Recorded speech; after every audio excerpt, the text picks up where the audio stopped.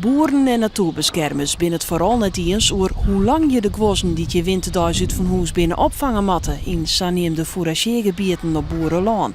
Dat er nou geen akkoord is, betekent net dat die boeren nou de handen vrij hebben. Dan ben je wel met handen voortbond aan die Flora en Faunawet en daar zitten Europese verplichtingen aan. Nou, daarmee al verdwan. Daar doet Nederland ruimschoots aan die verplichtingen. Dus wij vinden dat wij daar wel wat ruimte in hebben om daar oplossingen in te vinden. Maar dat moet dan wel maar de politiek gebeuren. Dus maakt deputaire Johannes Kramer nou zelfs een plan. En hij had al een goed idee hoe dat plan eruit zien zal.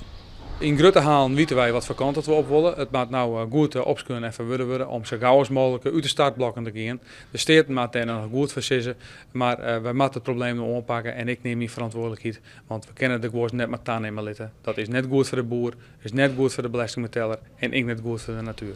Natuurbeheerders, als Staatsbosbeheer, Natuurmonumenten en het Frieske Geer helpen nou nog het talgwossen in de stringen te houden. Maar dat de boeren net genoeg doen om in een vergoeding de oerwinterende gwossen te helpen, rint die mooiwerking gevaar. Nota hebben wij, ik doe het landelijk akkoord Brutsen is, hebben wij nog steeds ontijprekking in ons natuurterrein om te zorgen dat die oerblijvende gossenpopulaties net zo goed groeien als al je niks dwars wonen. Dat hebben we vooral gedaan omdat we de relatie met ons boeren, de boeren eromheen goed houden wonen en dat werkt ook wel. Maar ja, we moeten uiteindelijk maar we al zien tot een akkoord te komen. De provincie denkt op korte termijn ter zaken komen te kennen. De boeren hebben wel vertrouwen in de provinciale politiek.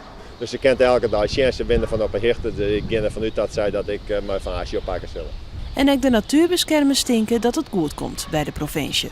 Eerlijk zijn maar ik zeg dat ik daar wel vertrouwen in heb, want wij winnen nog heel eind. Wij hebben hele goede maatregelen uitpraat. En ik kan me net voorstellen dat Kramer die maatregels net opnemen zal.